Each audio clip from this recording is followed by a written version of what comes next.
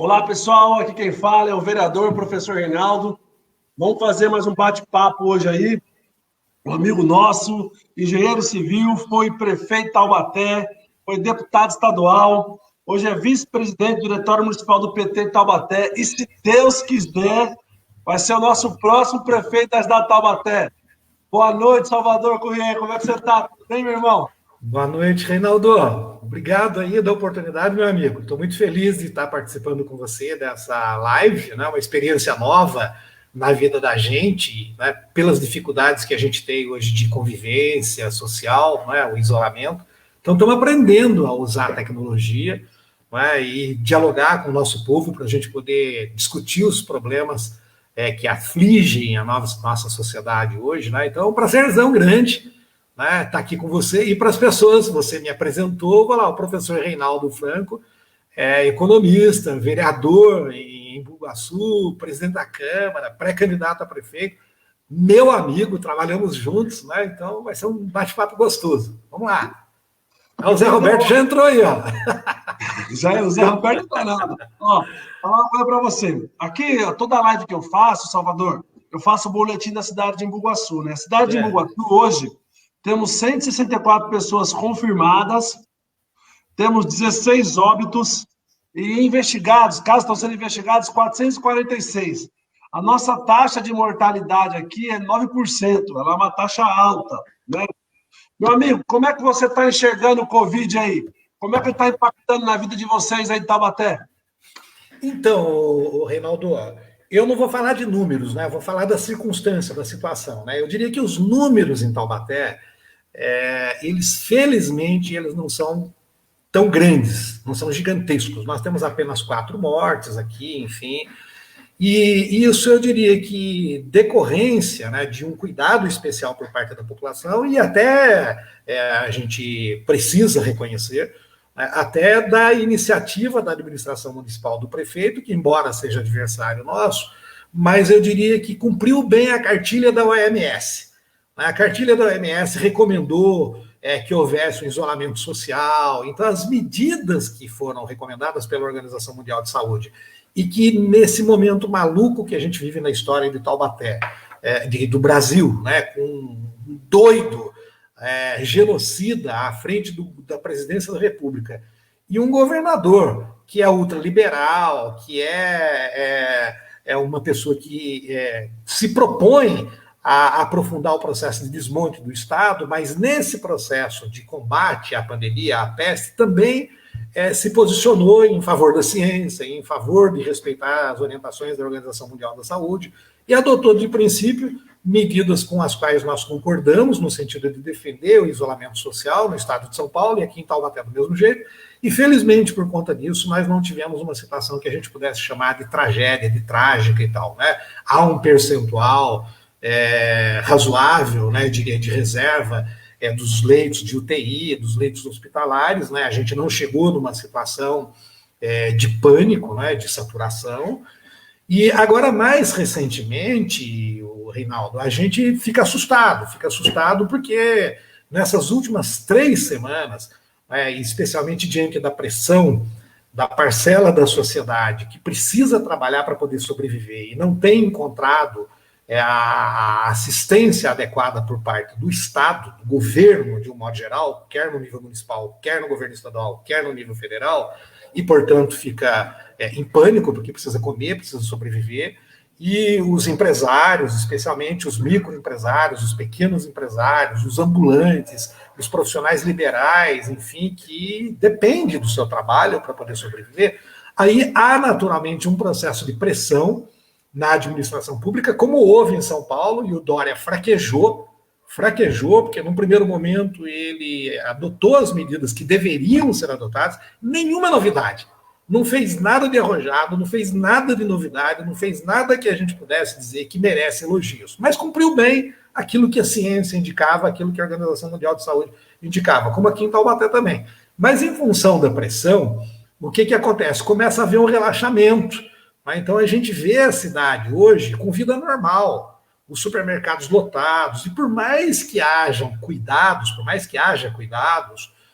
distanciamento, quantidade de pessoas que podem entrar na loja, não é 100% do comércio das atividades que foram retomadas ainda, mas já há uma sensação de que a gente pode ir para a rua.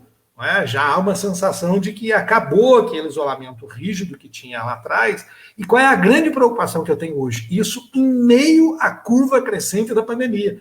A gente ainda está crescendo, está crescendo. O risco de contaminação acelerada e elevada nos próximos dias, nas próximas semanas, é extremamente alto. Então, se a gente não se preocupar com isso, quando a gente perceber que a gente perdeu o controle, perderemos o controle, será tarde. E aí a gente pode lamentar e de ter que contar números de pessoas contaminadas e temos que orar, rezar, ter fé, pedir a Deus para que a gente não tenha um número de mortes tragicamente ampliado. Então, eu estou bastante preocupado com isso. Aqui em Taubaté não houve nenhuma iniciativa por parte da prefeitura no sentido de assegurar, né, ao povo mais humilde, com cestas básicas, com isenção de imposto, com suspensão de cobrança de ISS por parte dos pequenos empresários, né, do prefeito poder ir à frente, assumir bandeiras no sentido de cobrar o governador do estado e cobrar o presidente da República também, para que adotasse medidas. Veja que hoje, por exemplo, o presidente da República, ele veta por uma questão burocrática, digamos assim, a transferência de 8 bilhões de reais para os governos do estado para poder fazer medidas de ataque à pandemia. A história dos 600 reais, que antes era 200 reais, e por conta do projeto do PT de R$ 1.200, articulado com as bancadas progressistas e populares no Congresso Nacional, permitiram com que fosse elevado para 600 reais por pessoa, para até 2 pessoas por família, e, portanto, R$ 1.200, era 200,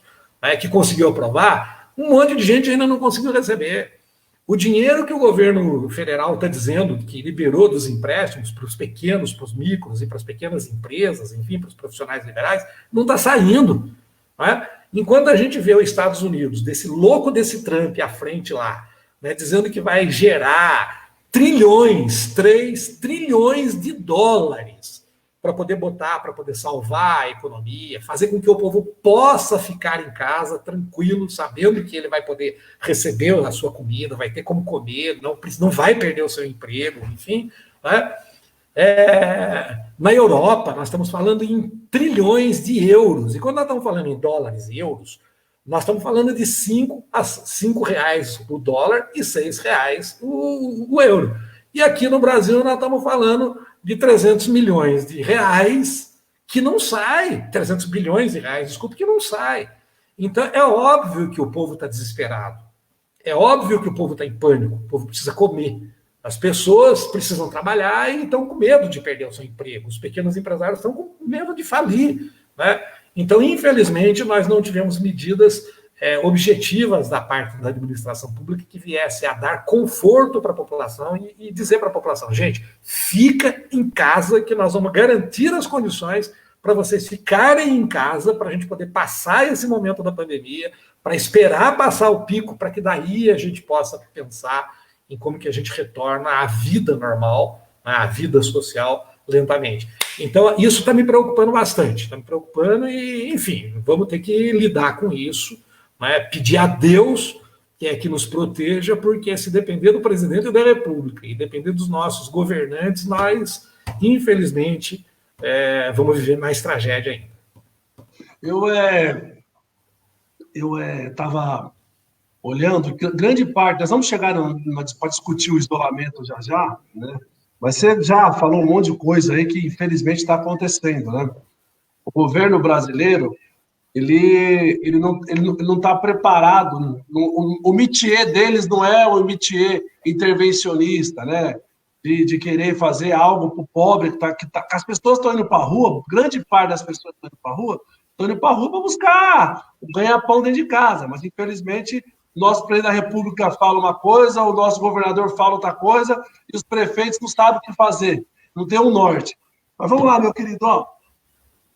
Na SP Trans, você trabalhou lá, foi responsável, foi técnico lá, e você tinha um orçamento de 6 bilhões para você lidar anualmente. Isso representa 5 vezes mais o orçamento da cidade aí que, se Deus quiser, você vai voltar para o poder aí. Explica como é que foi essa experiência. Boa noite, Sueli. Boa noite, Nel. Boa noite, Raquel. Boa noite, Zé Roberto. Boa noite, um monte de gente aí, pessoal. Explica um pouco a população aí de Taubaté, qual que era a sua responsabilidade, porque tem uma coisa, Salvador, eu fui secretário também, graças a Deus, eu não tive nenhum tipo de problema, nenhum tipo de processo, e também você também saiu de lá limpinho. Trabalhar na Prefeitura de São Paulo é diferente, é um outro país, entendeu? Acho que seria importante você descrever as ações, até porque as suas ações te impactam aqui na minha cidade, aqui em Bugaçu. Você mexeu, aquele terminal do Jardim Ângela lá foi você que fez. Então, eu queria que você explicasse um pouco essa experiência, isso é importante. Então, Reinaldo, é uma coisa assim muito prazerosa, eu tenho um orgulho extraordinário, né? Eu, quando fui prefeito em Taubaté, lá em 1989, a gente vivia uma situação absolutamente diferente do que o que a gente viveu no período em que a gente atuou no governo do Haddad, que eu atuei lá na SP-Trans, né?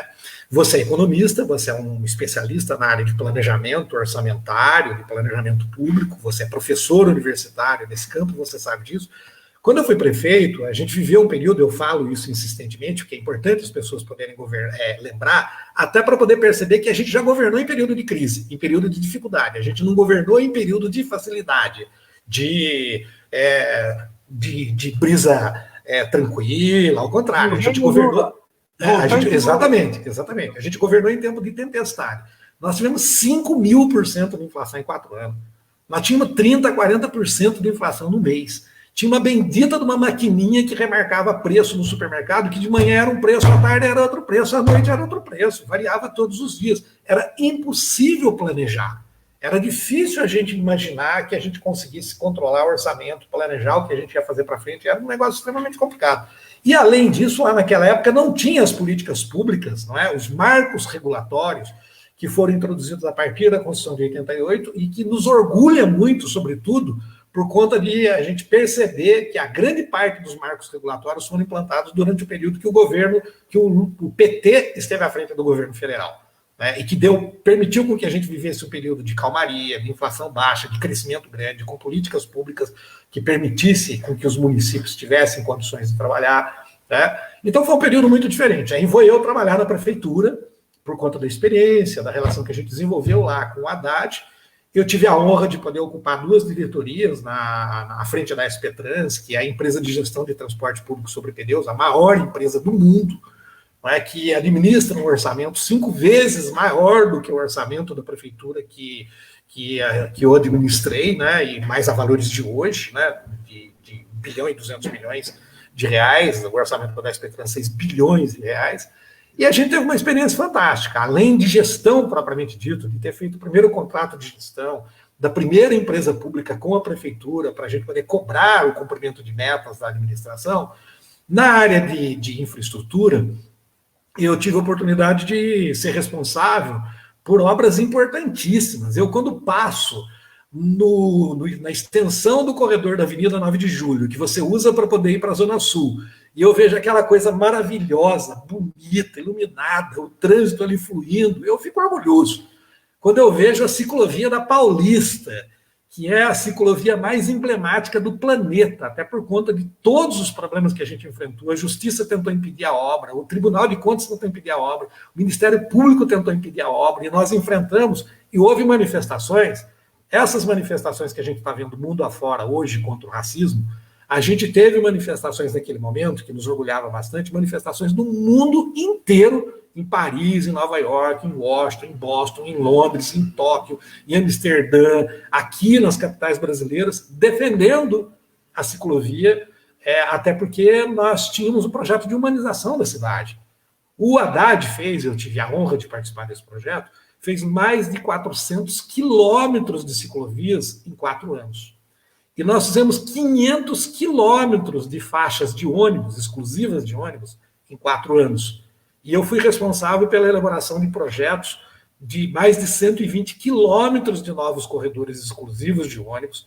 Fizemos projetos para mais 16 terminais gigantescos de ônibus. Quando você fala do Jardim Ângela, aquele do Jardim Ângela, aquilo a gente viveu tensão naquele momento, porque a gente tinha que fazer, o Haddad cobrando, o Gilmar, que é o nosso companheiro que foi secretário e hoje é pré-candidato nosso a prefeito em São Paulo, e quem conhece o Gilmar sabe que o Gilmar é um cara que tuxa um maçarico atrás da gente para poder botar fogo, para falar, cara, tem que fazer, temos que correr. Então foi assim, fantástico, fantástico. Né? A gente levou uma série de obras para a periferia num momento difícil, né? Porque a gente vivia já os efeitos da crise de 2008, que, aliás, é importante dizer que muitos desses canalhas que hoje falam que existia uma crise econômica violenta no mundo desde 2008, esconderam que existia essa crise para poder botar a culpa no governo da Dilma. Porque a Dilma mandava os projetos para o Congresso Nacional para poder tentar controlar, para poder tentar adotar medidas de reorientação para o desenvolvimento econômico, para o equilíbrio econômico do país por conta da crise mundial. E aí vem aquela famosa fala do Aécio com o Eduardo Cunha lá, dizendo que não ia passar nada para poder quebrar o Brasil, para poder tirar o PT do governo, e nós estamos vivendo essa tragédia que nós estamos vivendo hoje, não é? Mas mesmo com as dificuldades que tínhamos, nós fizemos muita coisa. E tem algumas coisas que são emblemáticas na minha vida, que eu fico feliz da vida. Tem uma obra em São Paulo, na Zona Leste, no extremo da Zona Leste, Reinaldo, que a gente chama de Curva do S. Eu me lembro que a discussão que a gente tinha, falou, cara, ninguém resolve esse problema. É um problema que vinha desde quando Jânio Quadros foi prefeito de São Paulo, há 40 anos atrás. Um problema seríssimo no Jardim Romano, no extremo da Zona Leste, em São Paulo, e que ninguém conseguia resolver. Nós resolvemos. Desapropriamos o que tinha que desapropriar, pagamos com valor justo, fizemos as obras que tinham que fazer.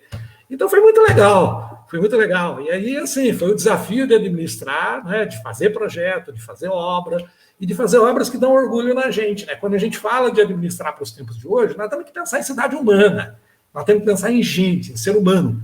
Né? Nós não estamos administrando para carro, para máquina, nós estamos administrando para pessoas, para gente, para seres humanos. Nós temos que humanizar a cidade. Você vai fazer um trabalho de humanização de Embu-Guaçu, tenho certeza absoluta.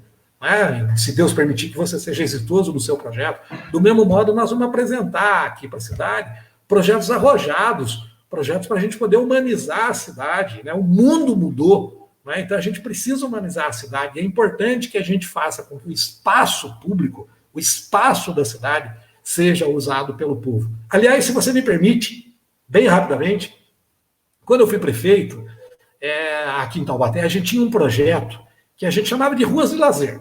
Um projeto simples. A gente tinha professores de educação física, a gente tinha monitores de esporte e tal, e a gente foi lá, montou umas mesinhas de ping-pong, mesinha de tabuleiro de xadrez, de dama, a gente pegou aquelas rodas velhas de caminhão e soldamos com ferro em cima para poder fazer redinha de vôlei e tal, e a gente levava para as ruas dos bairros da cidade, e aos domingos, e a gente fechava a rua, né, com os cavaletes e tal, e os monitores iam lá para a gente poder fazer lazer. Então virava a Rua do Lazer. A gente fez isso aos montes em Taubaté. Um projeto simples, extremamente humano, delicioso. Quando a Haddad vai inaugurar a Avenida Paulista, a ciclovia da Avenida Paulista, a gente conversando lá com o Gilmar, falou, por que a gente não fecha a Avenida Paulista e não põe o povo na Avenida Paulista? Não, vocês estão ficando loucos. Tem 12 hospitais na região, gigantesco, a quantidade enorme. Vamos estudar. A Prefeitura de São Paulo tem a maior empresa de gestão de transporte público do mundo, que é a SP Trans, e uma das empresas mais especializadas, de maior especialidade em trânsito do mundo, que é a CET. Fizemos um grande projeto, conversando com todo mundo, hotel, empresa, hospital, e fechamos a Avenida Paulista para o povo. E a Avenida Paulista só foi reaberta agora por conta da pandemia, por conta da aglomeração, que a Avenida Paulista virou praia. Para o pessoal poder ir lá, tomar sol, ouvir música, rock, funk, sertanejo, dançar e tal. Então, são projetos, muitas vezes, simples, mas que a disposição da gente de fazer uma gestão humana, voltada para as pessoas, permite a gente fazer umas coisas gostosas dessas. Ô, Salvador, você, se Deus quiser, seu projeto sendo exitoso aí, você e seus pronunciamentos aí na cidade, você disse que quer fazer uma administração moderna e arrojada. O que significa isso? Mostra para a gente, explica para a gente aí. Quando você fala uma administração moderna e arrojada, o que está por trás de tudo isso? Então, Reinaldo, como eu falei, eu fui prefeito lá em 89, 92, um período extremamente complexo da nossa economia, complexo do ponto de vista institucional, né, porque a gente tinha um marco institucional recém-implantado, que era a Constituição da República. Eu assumi dia 1º de janeiro de 89 e a Constituição foi promulgada dia 5 de outubro de 88. Fazia 3 meses, menos de 3 meses. A Constituição da República, ela impunha uma série de mudanças de marcos. Primeiro era a construção das constituições estaduais, um ano a partir da Constituição da República. Depois, 1 ano e meio, as constituições estaduais, municipais, que eram as leis orgânicas. Né? Daí a recomendação, que deveria ser determinação, eu fui um dos poucos prefeitos do Brasil que fiz isso, né, que adotou um regime jurídico único de contratação do funcionário público, porque aqui a gente tinha um negócio, uma loucura. A gente tinha funcionário estatutário, funcionário seletista, funcionário credenciado, um tal de extranumerário mensalista, funcionário que era contratado, era um negócio assim que era uma loucura, uma loucura. Então, sim, e nós organizamos tudo isso, fizemos um código de administração novo, fizemos uma legislação ampla, que eu chamei de Código de Ordenamento Espacial, que abrangia plano diretor, lei de zoneamento do uso do solo, código de obras, código de postura, uma série de leis que, inclusive, prevalecem até hoje, né, para a gente poder orientar o desenvolvimento urbano, o desenvolvimento econômico da cidade e tal.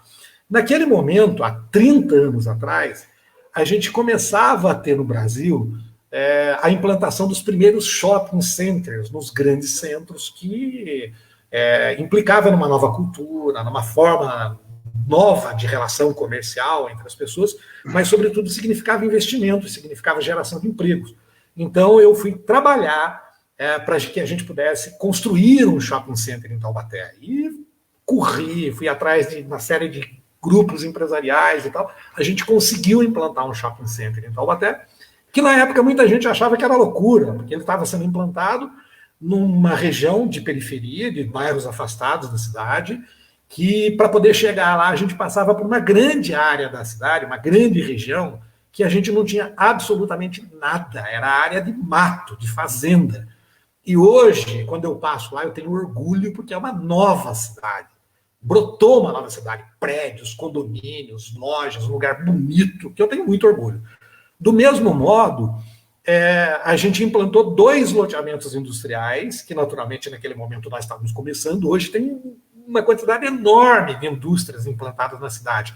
Uma que fica ao extremo leste da cidade, quase que na divisa de Pindamonhangaba, que a gente chama de distrito de Piracanganguá, aliás, de Una, e outra que fica no extremo oeste, na divisa de Caçapava, próximo da Volkswagen, que é uma grande indústria, que chamamos de Piracanganguá, que tem uma série de indústrias. E fui apoiar a agricultura, desenvolvemos projeto na área de turismo, desenvolvemos projeto na área de cultura, mas todas elas com viés no desenvolvimento cultural, educacional, econômico do município, geração de riqueza e tudo mais. E quando eu fui prefeito, Reinaldo, é uma coisa muito interessante.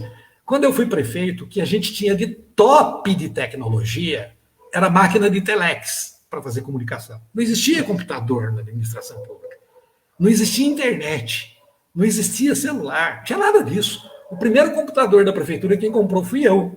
Para você ter ideia, nós levamos 2 anos desenvolvendo um projeto para a gente poder rodar a folha de pagamento, que naquela época era rodado com aquilo que a gente chama de formulário contínuo, que era aqueles papéisões, né, que ele era contínuo, a máquina ia imprimindo folha, que era uma coisa muito interessante. O que a gente fazia na mão, com vários funcionários, enfim, que levava 15 dias para poder gerar a folha de pagamento, a gente passava em fazer em 2 horas. Hoje a gente faz em minutos, né? Mas naquele momento já era um grande avanço, né?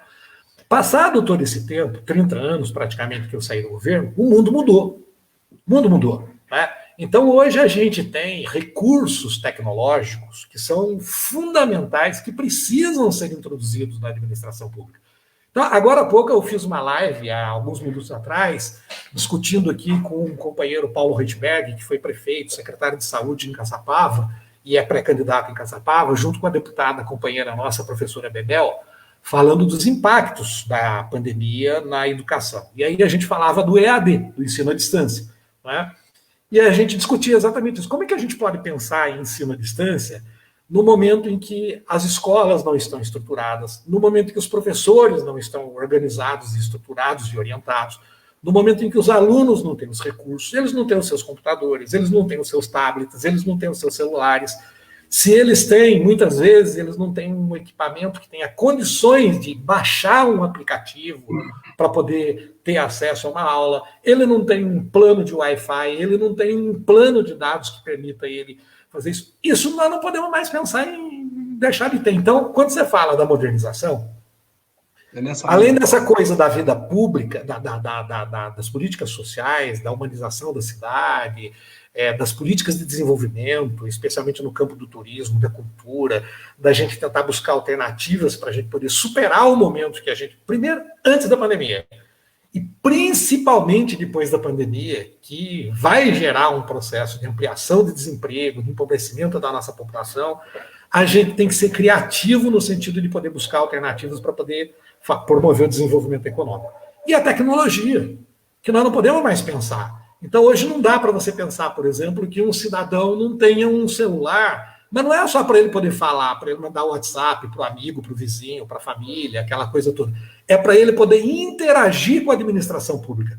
Você imagina na sua cidade, se você conseguir promover um projeto em que todos os cidadãos com idade que permita ter o seu discernimento, primeiro que todos vão ter que ter desde a infância para poder ter aula, né? E um detalhe que a gente até estava comentando, você ter tecnologia não significa você implantar o ensino à distância na forma robotizada e privatizada como as pessoas estão imaginando hoje, botar robozinho para poder dar aula para criança, para poder formar robozinho, não é isso, é você humanizar, introduzir a tecnologia, mas você fazer com que o ensino seja humanizado e tudo mais. Mas você ter a possibilidade de você desenvolver tecnologias, e a gente tem um parque de universidades em Taubaté, que eu diria, de certo modo, centralizadas, né? Não centralizada do ponto de vista organizacional, mas eu diria que do ponto de vista cultural, para nós em Taubaté é extremamente importante. Nós temos uma universidade grande, que é a primeira universidade, que é uma autarquia municipal da América Latina, que a gente chama de Unital, Universidade de Taubaté, que é razão de orgulho para a gente. Inclusive, muita gente não sabe. O patrimônio que a Universidade de Taubaté tem hoje, grande parte dos prédios, inclusive o próprio prédio da prefeitura, era patrimônio público que foi doado pela prefeitura em 1973, 74, quando foi fazer a formação da Universidade de Taubaté. Então, embora ela seja uma universidade que ela seja paga, ela não é gratuita, mas ela é um patrimônio nosso. E eu fico imaginando que a partir da Unital eu possa desenvolver, ou nós possamos desenvolver projetos juntamente com as demais universidades, para a gente poder montar laboratórios de startups, de pequenos empreendedores, de jovens empreendedores, que ao mesmo tempo em que a gente consiga tê-los produzindo estudos e modernização das políticas públicas, nós estejamos financiando eles com bolsas de estudo, que, aliás, eu criei o sistema municipal, chama-se CIMUB, Sistema Municipal de Bolsa de Estudos, para a gente poder financiar o aluno, quer dizer, ele vai ter a oportunidade de estudar e ele vai ajudar a gente a desenvolver políticas públicas. E aí eu faço uma ilação, que eu diria, que é um sonho, né? Na medida em que a gente possa ter, por exemplo, a população de Taubaté, a população de Embu-Guaçu, a população brasileira, enfim, obviamente cada um no seu momento, na sua instância, enfim, dependendo das suas condições, você tem a população recebendo informações o tempo todo do que está acontecendo, dos gastos da administração, dos projetos que estão sendo pensados, consultando a população para a população poder dizer o que ela acha, se ela concorda, se ela não concorda, não é? E, enfim, tudo isso, né? Então é uma gama de informações em todos os setores, naturalmente, que eu diria que imbricados, entrelaçados, cruzados, né? Que é aquilo que a gente chama de transversalidade das ações das políticas públicas, a gente poder fazer uma administração moderna com os recursos que a gente tem hoje. Não dá para a gente poder ficar pensando mais em administrar a cidade como era há 10, 15, 20 anos atrás. E um detalhe, Reinaldo, você, que eu falei, que é economista, especialista em gestão pública, em orçamento público, professor universitário na área, vereador e tal, é uma coisa que é muito importante a gente mostrar para o povo. Nós não estamos em momento de testar aventuras, de viver aventuras. A gente precisa ter o comando das gestões no Brasil todo, projetos, pessoas que tenham experiência, que tenham capacidade, que tenham coragem, que tenham compromisso com o ser humano, com as pessoas, para que a gente possa reverter a situação que a gente vive hoje e fazer com que a gente tenha, de fato, construa uma sociedade mais justa, uma cidade melhor para o nosso povo. É isso. Não, não, legal. A gente tem que não dá para criar a roda, né? Não dá para você criar a roda. Agora, né, tem um momento é tentar arrumar caminhos com aquilo que nós temos para melhorar as condições de vida das pessoas, né? Sim, a roda foi inventada, né? Nós precisamos aprender a usá-la e usar bem. Aqui na cidade de Embu-Guaçu, todo final de semana, em condições normais, sem o Covid aí, vem aqui na cidade, da Zona Sul de São Paulo, das cidades aqui em volta, 1.500 pessoas por final de semana para utilizar os pesqueiros da cidade de Embu-Guaçu. E eles vêm para cá de uma maneira desorganizada, não existe uma política pública para isso, entendeu? E aqui na cidade de Embu-Guaçu, nós vamos levantar essa bandeira de trazer para cá a rota da pesca, né? Tem a rota do vinho lá em São Roque, nós vamos trazer a rota da pesca. Por exemplo, fazer com que o transporte da cidade passe de 1 em 1 hora na frente dos pesqueiros, para fazer com que o pai de família gaste dinheiro na cidade. Aqui nós moramos bem na ponta da Zona Sul de São Paulo, o cara ganha um dinheirinho, o que ele faz? Ele vai gastar no Shopping Interlagos, no Shopping Morumbi, e a ideia nossa é fazer com que esse cara fique aqui, fazer com que a economia da cidade ela melhore, você expanda a renda, gere mais condições das pessoas ter condições de ficar na cidade e gastar dinheiro na cidade. O que você, como candidato a prefeito, está propondo para a cidade aí em relação ao turismo aí em Taubaté? Ô, Reinaldo, esse é um bate-papo que eu falo sozinho 2 horas. Não, pô. Tem problema Taubaté, Reinaldo, é uma cidade privilegiada. Claro que a gente tem as dificuldades, né, obviamente, como todo mundo tem, mas, por outro lado, nós temos muitos privilégios. Diria que nós somos uma cidade abençoada. Né? Primeiro que por força de como o Brasil foi descoberto e como que foi o processo de ocupação do território brasileiro, Taubaté tem importância histórica no processo de desenvolvimento do país. Daqui saíram bandeiras, monções, tropas, 200 anos atrás, enfim, para poder explorar e desbravar o território brasileiro. Taubaté teve importância no ciclo de exploração do ouro, muita importância no ciclo do café. Nós tivemos um dos primeiros bancos do Brasil, nós tivemos uma das primeiras estradas de ferro do Brasil projetadas e tudo mais. Nós temos aqui Monteiro Lobato, nós temos o Mazzaropi, nós temos a Hebe Camargo, nós estamos a 50 quilômetros de Campos do Jordão, que é um centro turístico rico, não é, do nosso país, de montanha. Nós estamos a 1 hora da praia de Ubatuba, que tem uma das maiores quantidades e das praias mais lindas do nosso Brasil. Nós estamos a pouco mais de 40 quilômetros, a perto de 50 quilômetros de Aparecida, que é o maior centro de turismo religioso do Brasil, que está a 10 quilômetros de Guaratinguetá, que é a cidade do Frei Galvão, o primeiro santo brasileiro. Nós estamos a 1h20, 1h30 de São Paulo, a 2h30 do Rio de Janeiro. Então, nós temos, assim, questões que a gente pode explorar fantástico. Nós temos aqui um distrito que chama-se Quiririm, que tem uma colonização italiana, de colonos italianos muito grande, que vieram para o Brasil, as famílias na origem vieram para poder ocupar as terras que estavam sendo doadas pelo governo brasileiro, para poder ocupar o território brasileiro, para poder promover a produção agrícola naquela época, há 100 anos atrás, 120 anos atrás, quando os italianos vieram para o Brasil e vieram a convite do governo brasileiro para poder receber terras, para poder plantar.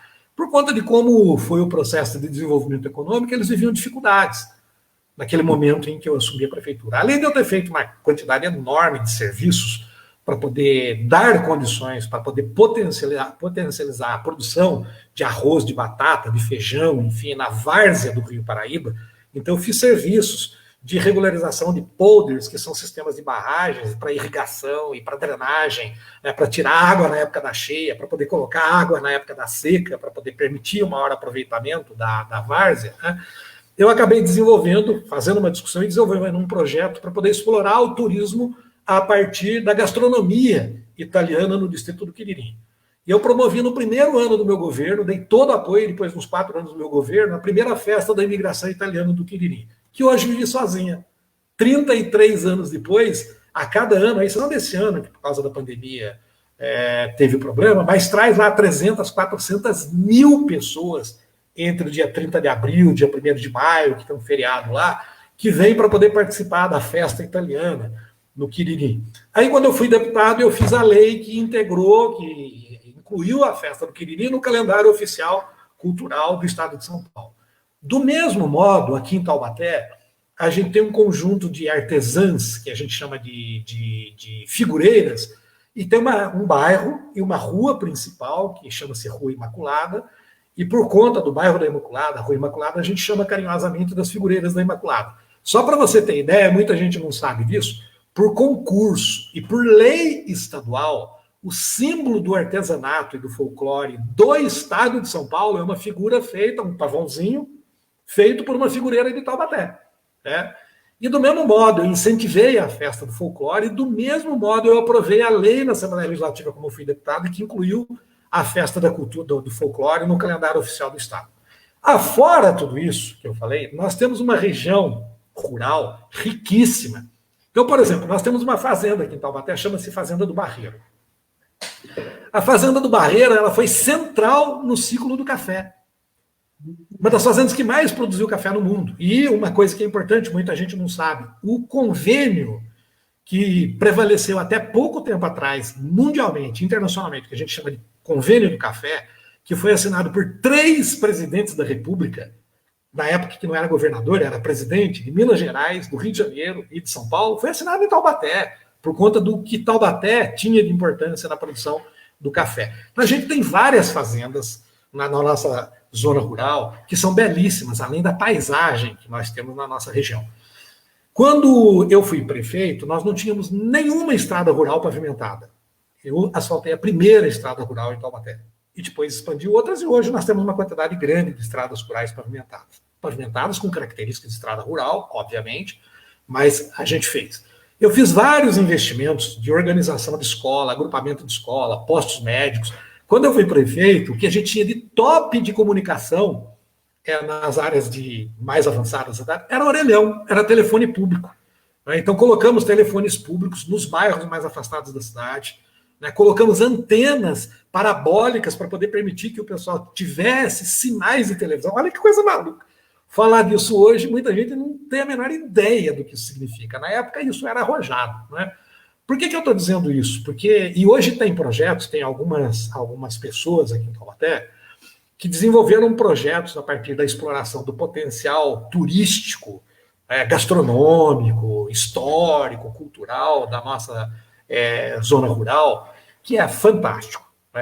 Então, eu falei de Mazzaropi, Hebe Camargo, Monteiro Lobato e tal, para poder mostrar que, além da nossa localização geográfica, das nossas riquezas naturais, das nossas riquezas culturais, a gente tem condições de fazer com que as políticas na área da cultura, casada com as políticas na área do turismo, além da importância que tem do ponto de vista cultural, educacional, histórico, da formação da personalidade da nossa sociedade, a gente gerar riqueza, a gente gerar emprego, a gente gerar renda, para que a gente possa permitir com que essas belezas, essas maravilhas, possam ser aproveitadas.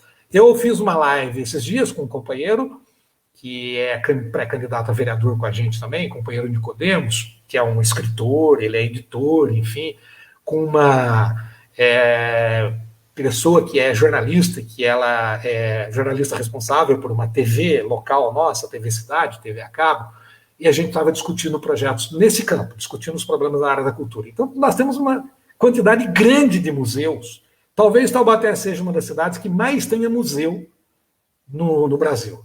É uma rede de museus, de uma rede de patrimônio muito rica, mas fechado, né? Pessoas que não têm um projeto para você poder fazer com que as crianças das escolas vão lá para poder aprender a nossa história, né? Então tem uma série de coisas que a gente pode fazer. O museu não é para pobre, né? O museu é para museu pobre tem acesso a tudo. Então, girar, né? ao mesmo tempo em que a gente tem que ter a visão, a compreensão, né, de como que a gente implanta política pública para permitir que essas riquezas todas sejam acessíveis à população mais carente, à população que é excluída, que não é enxergada, né, nas estatísticas, porque quando a gente vê, eu falo sempre isso, quando a gente vê lá um programa desses de manhã que tem lá na Rede Globo, que fala de como que faz comidinha, como é que cuida da decoração da casa e tal, são programas que são dirigidos para uma população que não é essa população que nós temos na periferia da nossa cidade. Não alcança essa gente. Essas pessoas não têm condições de ter aquilo que eles falam lá. Então, nós precisamos ter, ao mesmo tempo, capacidade e sensibilidade para poder enxergar essa parcela da população e construir políticas para poder atendê-las, para poder tornar acessíveis a elas. Ao mesmo tempo, a gente precisa saber explorar o lado econômico disso, do desenvolvimento econômico, para gerar riqueza, porque quem pode pagar para poder ter acesso a isso, para poder vir e tal, tem que vir. Me permita só, eu falo muito, você sabe disso. Fica à vontade, meu amigo. A live é nossa. Quando eu fui prefeito, eu acabei desenvolvendo um projeto, e eu fui parar nos Estados Unidos, num congresso em Atlanta, em 1991, que é a capital da Geórgia, que estava tendo lá um congresso mundial de uma associação, chama-se IAPA, em inglês, né, a sigla, que é responsável por organizar os parques temáticos e as empresas de diversão no mundo todo. Disneylândia, Asterix, no mundo todo. Né? E aí eu desenvolvi um projeto, juntamente com algumas pessoas aqui de Taubaté, que me ajudaram, alguns até me acompanharam na viagem que eu fiz aos Estados Unidos, um projeto para a gente poder tentar sensibilizar e buscar investidores para construir um parque temático em Taubaté baseado nas histórias do Monteiro Lobato, do sítio do Pica-Pau Amarelo. Como lá nos Estados Unidos tem a Disneylândia, eu chamava carinhosamente aqui de Lobatolândia, né? Independentemente do nome e tal, mas baseado na história do Monteiro Lobato. Para você ter ideia, eu fui lá e eu tive uma audiência marcada com o presidente do IAPA, presidente mundial, um cidadão que chama Dennis Spiegel, ele era proprietário de uma empresa que é responsável por fazer vários projetos de parques do mundo todo e tinha acabado de fazer a análise crítica do Parque Asterix, em Paris, da Disneylândia da Coreia, da Disneylândia do Japão, ele que fez o projeto, inclusive. Quando eu levei o projeto para ele, o Reinaldo, ele arregalou o olho, né? E aí disse que ia estudar e tal, tudo bem. Eu voltei para o Brasil, né? Eu digo para você que foi uma coisa que, assim, eu duvidei. Naquele momento eu falei, não é possível, isso não é verdade, eu estou sonhando. Quando eu cheguei no Brasil, naquela época, tinha um fax, né? Hoje não se fala mais em fax, né? Tinha um fax, que era um sistema de comunicação, papelzão, de 1 metro de comprimento, dele me fazendo uma série de perguntas sobre o projeto, que ele queria ter mais informações, e me perguntando se eu podia recebê-lo em Taubaté 1 semana depois. Ele veio em Taubaté, e aí eu marquei com ele, fui viajar com ele, andar a cidade, mostrar para ele e tal. Ele ficou tão entusiasmado, e pelo conhecimento, pela expertise dele, eu me lembro que ele me disse o seguinte, né? Entre várias coisas que ele disse, ele falou, olha, prefeito, um projeto dessa natureza, para a gente poder viabilizá-lo economicamente, a gente precisa pensar no investimento na ordem de 150 milhões de dólares, lá atrás. Né? E ele dizendo o seguinte, fala, agora não é simples, o Brasil está passando por problemas seríssimos da área econômica, sem nenhuma credibilidade internacional. Para você poder viabilizar isso, você precisa encontrar parceiros brasileiros. Eu topo entrar com 1/3. Ele me disse isso. Naquele momento ele me disse, eu entro com 1/3. Eu faço o projeto, faço análise crítica, análise de viabilidade econômica, mas você precisa me arrumar parceiro brasileiro. Eu saí feito louco. Fui procurar banqueiro, banco, a Rede Globo, um monte de gente, dono de parque no Brasil, Play Center em São Paulo, para ver se a gente conseguia buscar parceiros que acreditassem para a gente poder viabilizar um projeto daquela natureza.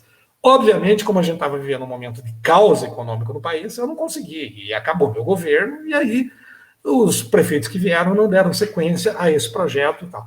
Então eu fico pensando que a gente tem riquezas, que a gente precisa ter arrojo, para a gente coragem, para a gente poder sonhar, ir atrás, não ter medo, né, de buscar para a gente poder tentar viabilizar projetos dessa natureza e aí desenvolver, a partir do que a gente tem de riqueza cultural e turística, o desenvolvimento econômico, educacional e cultural da nossa cidade. Isso. Desculpa de falar tanto. Não, cara, espetacular. Essas histórias, assim, e a ideia da live é montar sua experiência. E o povo aqui de Embu-Guaçu tá adorando, o pessoal tá entrando. A Mel, a minha esposa aqui já mandou um monte de mensagem também. Aí tem um monte de gente entrando aqui, eu não vou falar o nome de todo mundo, porque aí você esquece de alguém. Os caras tinham. Ontem entrou um amigo meu, ontem eu falei com o Quiolo, né? Com o Arthur Quiolo. Nosso ministro. E aí, cara, não falei o nome de um monte de gente. Aí os caras, você não falou meu nome. Aí tem o Cristo, um monte de gente aí. Cara, em 1989, quando você foi prefeito aí em Taubaté, tinha um cara chamado Olívio Dutra, Sim. que era prefeito também lá em Porto Alegre. Uhum. E ele foi o cara que iniciou essa proposta no Brasil, pelo menos ele é referência no mundo hoje, né? Ele implantou o tal do orçamento participativo. As pessoas, o gestor público, né, principalmente na sua maioria, ele tem a mania de achar que os bairros demandam algumas coisas, né? O Franco Montoro, ele falava o seguinte, né, que ninguém vive no país, ninguém vive no estado, as pessoas vivem no município. Isso. Esse dia eu bati um papo com o Sérgio Ribeiro, ele foi mais profundo, ele inovou. Ele falou, não, Reinaldo, as pessoas não moram no município, as pessoas moram nos bairros, nas ruas, nas vilas. Então, aí, às vezes você quer colocar lá num bairro, aqui em Embu-Guaçu, por exemplo, eu vou lá no bairro do Penteado e falo o seguinte, eu quero colocar mais uma unidade básica de saúde aqui. Mas as pessoas querem que o transporte funcione melhor. Né? Aí, ou senão, eu quero colocar lá o transporte lá no bairro Jardim Campestre, no Cipó. Só que as pessoas não querem o transporte, por exemplo, as pessoas querem uma creche lá. E o orçamento participativo vai ser uma bandeira nossa aqui na cidade, nós vamos levantar essa bandeira, nós vamos dialogar. Como fala o presidente Lula, né?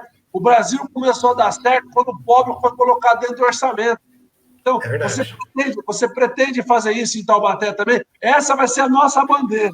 Ô, Reinaldo. Nossa pré-candidatura aqui, basicamente, a gente fala do quê? Do orçamento participativo. Porque o orçamento participativo tem duas coisas importantes na minha visão, né? Primeiro que você faz com que o cidadão comum, ele se torne figura importante na cidade. Segundo, o cidadão comum ele vai ter responsabilidade com os gastos públicos, respeitando a Constituição lá, os 15% da saúde, os 25% da educação, os outros 60%, e até os 15% da saúde e da educação, eles vão poder opinar.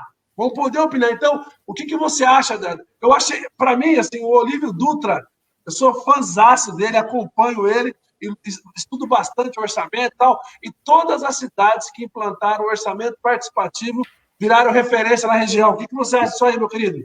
Então, Reinaldo, deixa eu te falar. Quando eu era garotão, moleque, né, eu diria adolescente, né, eu morava num bairro que é onde eu moro hoje, que é de onde eu estou falando hoje, porque eu moro aqui faz 61 anos, né, na Vila Jabuticabeira. Na verdade, do lado de lá da rua, né, para quem imagina, chama-se Vila Jabuticabeira, onde eu estou chama-se Loteamento Padre Cursino, que era um bairro que, assim, era a periferia da cidade. Não tinha nada de infraestrutura, não tinha água, não tinha energia, não tinha iluminação pública, não tinha esgoto, não tinha asfalto, tinha enchente, tinha esgoto a céu aberto, né? E, enfim, era periferia como grande parte das regiões pobres, dos bairros pobres do nosso país, que ainda temos muito, porque nós temos 500 anos de diferenças, de desigualdades para a gente poder corrigir, e não é da noite para o dia que a gente corrige.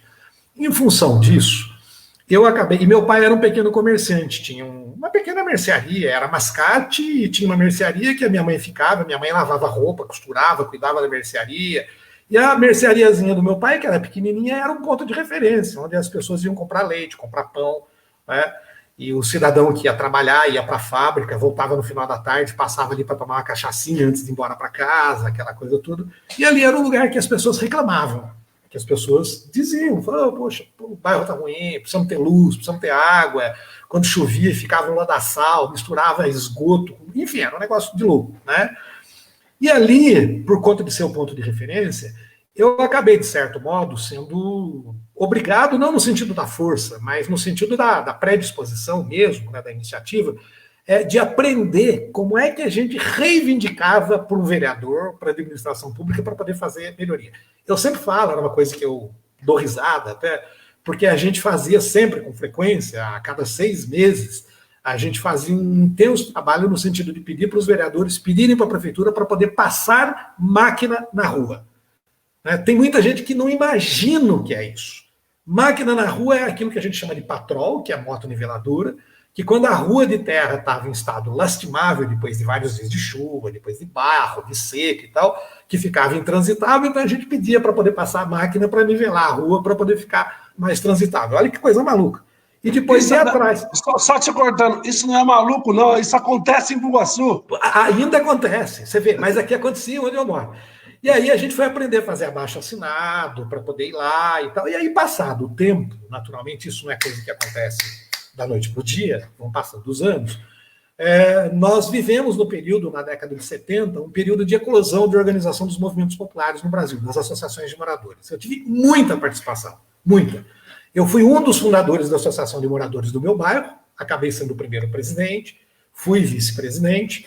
Depois, por conta da experiência, da militância, ajudei a formar 35 associações de moradores em vários bairros da nossa cidade. E depois ajudei a fundar, juntamente com outras lideranças, uma associação que a gente chama de FEMANTE, que era uma federação das associações de moradores em Taubaté. Por que eu estou dizendo isso? Quando eu fui trabalhar na administração pública, e eu fui secretário de planejamento, eu fui chefe da área de projetos, depois eu fui secretário de planejamento, eu tinha muita integração com os movimentos de bairro, com a população dos vários bairros. Então eu fiz centenas de reuniões com a população de bairro para poder discutir as prioridades do bairro e para poder formar orçamento, porque o orçamento era responsabilidade minha também, na área de planejamento. Naquele momento a gente nem chamava de secretaria de planejamento, nem departamento, assessoria de planejamento. Eu era assessor de planejamento. Né? E depois eu virei prefeito.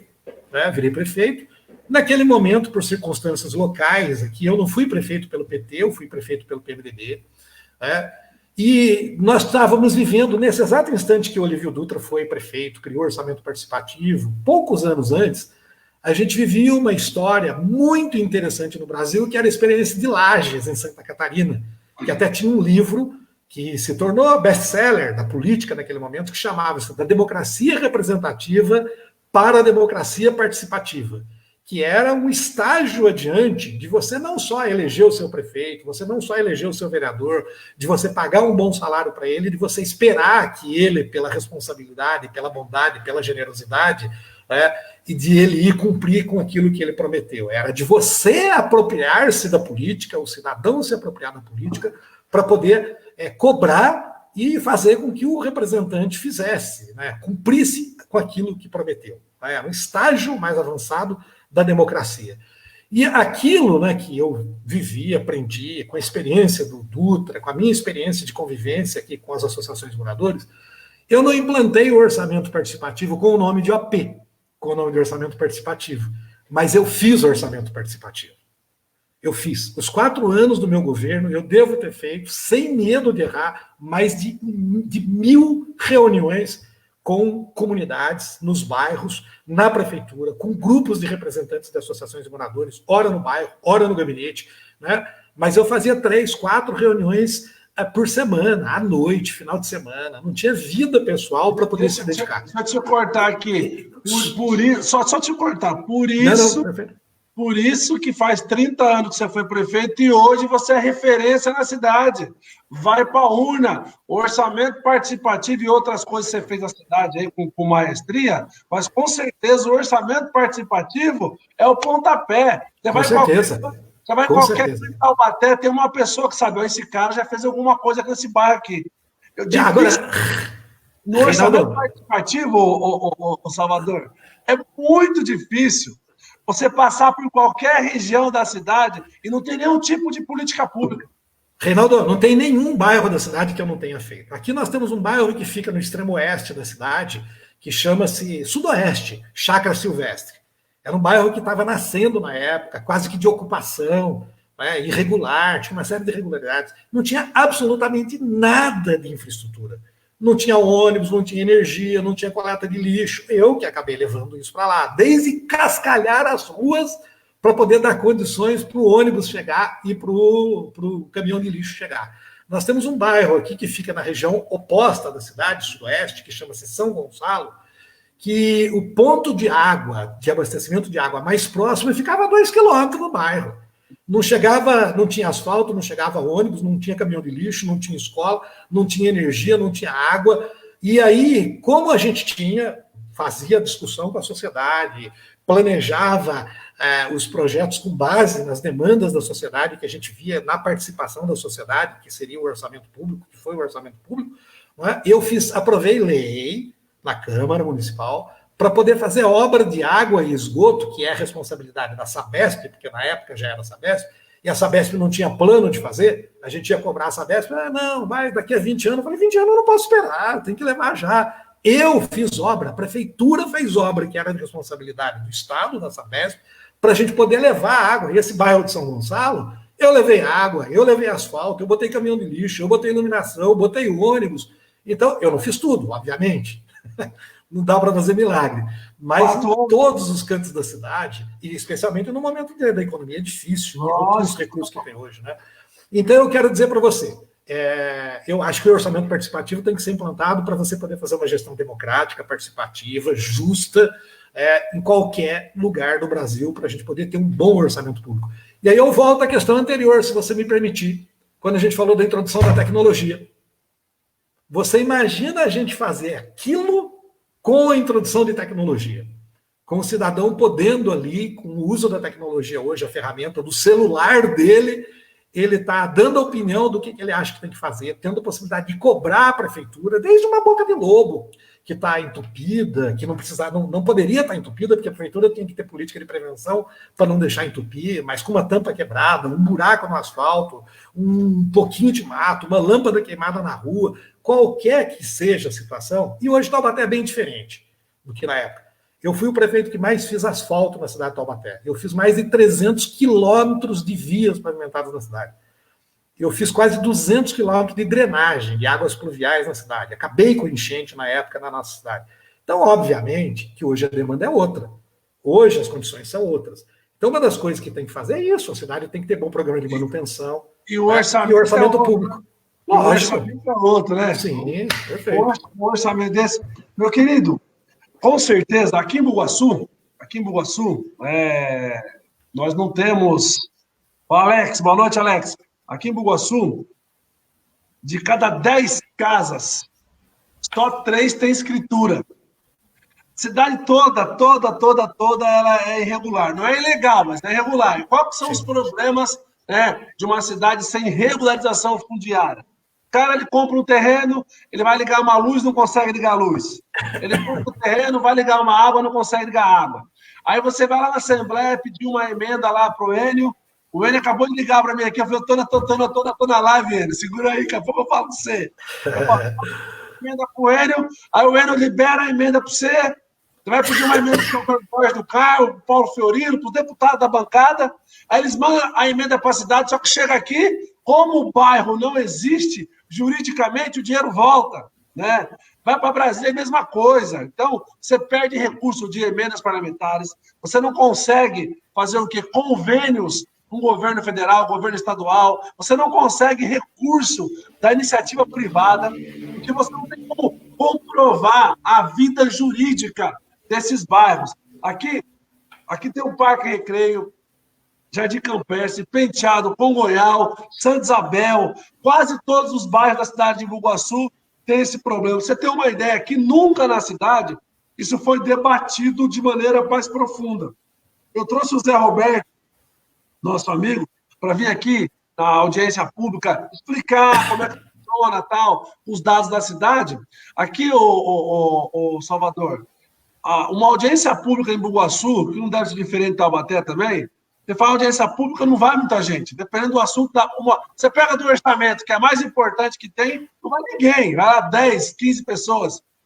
Nós fizemos a audiência pública aqui num sábado, um frio de lascar, tinha mais de 350 pessoas na Câmara Municipal. As pessoas querem se regularizar. Ó, Reinaldo, eu quero pagar IPTU, Reinaldo. Reinaldo, eu não quero ter gato em água, eu não quero ter gato em luz, eu quero fazer as coisas certinhas. Então, a regulação fundiária é um outro discurso nosso aqui na cidade, porque a regulação fundiária vai trazer mais emenda para cá, vai trazer mais recursos para a cidade vai ter condições de arrecadar mais, e vai ter também as áreas de interesse social. Lá, o cara que não tem condições de pagar, não vai pagar. Ele tem que viver. Então, não é aí os maldosos que não conhecem do assunto, a regularização você vai aumentar a arrecadação e vai ferrar a vida das pessoas. Não. E tem um outro problema aqui, Salvador, não sei se você vivencia isso também em Taubaté. Aqui no Iguaçu, tem terreno que é vendido 5 vezes. 5 vezes. Né? Então, aí tem alguns donos de imobiliária, pessoas que vendem aqui na cidade, que não tem escrúpulo nenhum e acaba enganando o cara que é sonho do cara, né? O cara, quem não tem casa quer ter uma. E quem tem uma casa quer ter outra para fazer investimento. Então, a casa ela é substancial, ela tem um lado psicológico e econômico importante. Como é que você vai enfrentar isso em Taubaté? Então, Reinaldo, deixa eu te falar uma coisa. Hoje a situação da nossa cidade é bem diferente do que lá atrás, 30 anos atrás. Obviamente, muita coisa foi feita e eu tenho muito orgulho de dizer que muita coisa eu fiz e muita coisa eu comecei a fazer.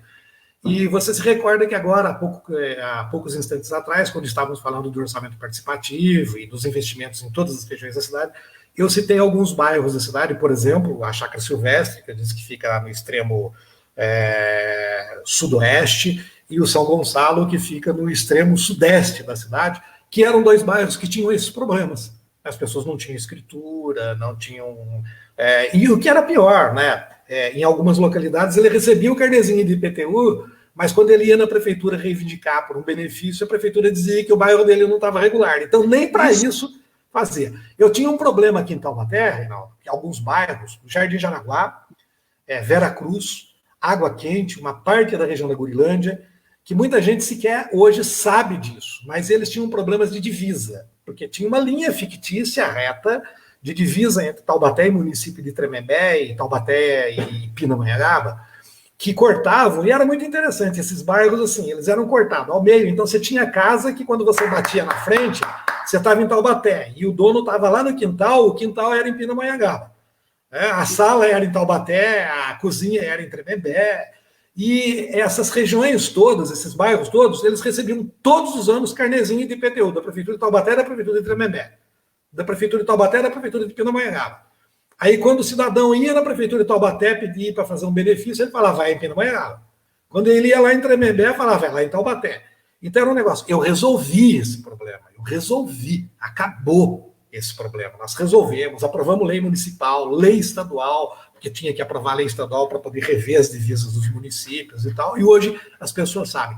Eu cheguei a fazer, nessa época, obras de infraestrutura nesse bairro que chama-se Vera Cruz, porque por força da compensação, uma parte vinha para Taubaté, a outra parte ia para outro bairro. Esse Vera Cruz era uma parte que precisava ir para Pindamonhangaba, para Tremembé. Tremembé, como era um município menor, não tinha condições de fazer infraestrutura. Então eu fiz toda a infraestrutura antes de passar para o outro município. E fiz um projeto de regularização fundiária em vários bairros da cidade que permitiram com que a gente regularizasse vários bairros que tinham sido implantados irregularmente. E tive problema com empreendedores. Tive problema de ir na justiça contra empreendedor ir na justiça contra mim, porque tinha aqueles picareta que vinham aqui para poder fazer, e é isso que você falou. Vender terreno no brejo, no barranco, o mesmo terreno 3, 4 vezes e tal.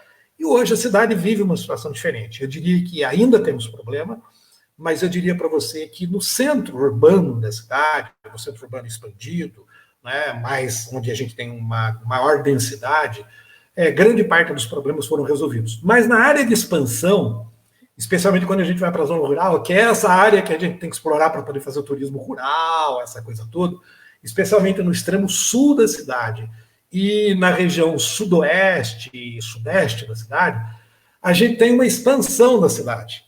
O pessoal começa a fazer as suas chacrinhas, a dividir os seus terrenos, né?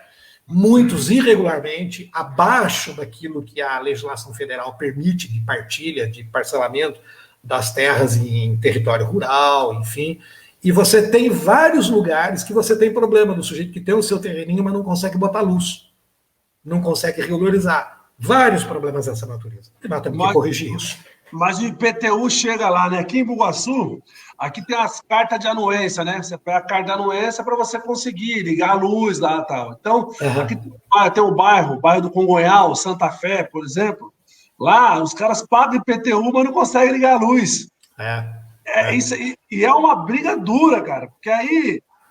Mas fulano não tem. Então, assim, a ideia é você fazer um norte para a cidade, um planejamento para a cidade, que no longo prazo, com certeza, a cidade vai ter ganhos, né? Com Meu amigo, certeza. E dá agora, para você fazer, dá para você ser justo. Dá para você lógico, ser justo. Aquilo que você falou não significa você taxar aquele que tem baixa renda. Eu aqui dei isenção de imposto para um monte de gente. Eu fiz um grande projeto na área habitacional. Os maiores conjuntos habitacionais da história de Taubaté foram construídos no meu governo. Conjunto Santo Antônio, Secap Guido Miné, o Hércules Augusto Masson. Fiz em vários bairros da cidade, construção habitacional, e a prefeitura tinha um programa de cessão de terreno, cessão de material de construção, para poder ajudar na melhoria da qualidade da habitação das pessoas mais humildes, e a gente dava isenção de imposto para quem não podia pagar, né? Então, e ainda mais hoje, que a gente tem uma quantidade enorme de pessoas que estão vivendo uma situação de miséria, agravada pela situação da pandemia. E tem gente preocupado porque não sabe o que vai fazer amanhã. Poxa, mas o meu imposto está atrasado. Falei, esquece. A prefeitura tem que assumir a responsabilidade de ser justa e fazer com que as pessoas não tenham que se preocupar em pagar imposto e não sei o que e tal. A gente tem que fazer justiça. tem que se preocupar com comida e remédio agora, né? É Meu amigo, isso. agora eu vou fazer a pergunta agora para o engenheiro, né? Vocês aí, a diferença de Bugaçu para vocês é uma, né? Aqui, nosso orçamento é 150 milhões e vocês é 10 vezes mais o orçamento. Mas os mesmos brasileiros que moram aí são os brasileiros que moram aqui. Meu querido, ó, a cidade de Taubaté tem a Via Dutra, que com certeza é a via mais importante que tem no Brasil, né? A BR-123. Boa noite, dona Norma. Dona Norma tem que falar boa noite. Eu não falo para ninguém. Eu falo para dona Norma que é uma petita vermelha danada, uma merendeira, faz uma comida boa danada, rapaz. Tem que Ó, cobrar, viu, dona Norma? Tem que cobrar aí o Reinaldão para fazer um grande trabalho aí. aqui aí em Taubaté, a Via Dutra, né, ela passa bem no meio da cidade, né? E com certeza, nos horários de pico, deve ser um trauma aí para o pessoal, deve ser uma dificuldade. Você, se seu projeto aí for exitoso, ganhando a eleição, você tem uma proposta para tentar minimizar isso aí, ou você acha que isso aí não é prioridade para a cidade de Taubaté? Ô, Reinaldo, parece que você conhece Taubaté, parece que a gente combinou o jogo antes e você está botando a bola, você driblou o goleiro, deixou o goleiro caído e deu a bola para eu marcar o gol. Faz Né? o gol. Então, o que eu quero dizer para você é assim, que isso é importantíssimo, importantíssimo. Né? Faz 10 anos que a Nova Dutra concessionária deveria ter construído as vias marginais no centro urbano de Taubaté, né? Construir mais 2 vias paralelas, para poder, entre a via principal e a avenida marginal, que é a rua, 2 avenidas que nós temos, Dom Pedro I e Bandeirantes, para poder você ter uma avenida, uma pista a mais da rodovia Presidente Dutra. Por que eu estou dizendo isso? Porque a Nova Dutra acabou de anunciar agora que está prevendo para os próximos 4 anos implantar as marginais, né? As marginais da Dutra, elas terão que sair, não tem alternativa. E o prefeito tem que cobrar e tem que ir para cima da Nova Dutra. Por que eu estou dizendo isso para você? Porque o atual prefeito inaugurou casualmente ontem, e aí eu falo que você levantou a bola para poder eu marcar o gol, ele inaugurou um viaduto importante, de fato, né, que gastou. Anteontem houve uma entrevista falando de um valor, ontem outro, 15 milhões de reais, né? E pelo que eu entendi, porque resolve um problema sério da Nova Dutra, porque é sobre a rodovia Presidente Dutra, eu quero saber quanto que a Nova Dutra pôs de dinheiro nesse negócio. Porque nós estamos resolvendo um problema na cidade, estamos resolvendo. Mas estamos resolvendo um problema da rodovia Presidente Dutra. Então, a rodovia Presidente Dutra não pode ganhar aquilo de presente. Ela tem que ter responsabilidade, tem que dividir o custo com a prefeitura. E ela tem que... Lógico, e ela tem que implantar a Avenida Marginal, as pistas marginais, as 2 pistas. Taubaté, Reinaldo, hoje ela tem congestionamento nas horas de pico nos 2 sentidos, tanto de São Paulo como do Rio de Janeiro. A gente tem 4, 5 quilômetros, 6 quilômetros de lentidão todos os dias na hora de pico. E se fosse só a lentidão, que por si só já é uma tragédia, porque causa cansaço, causa atraso dos compromissos, causa estresse, os problemas que a gente tem de acidentes são gravíssimos, gravíssimos.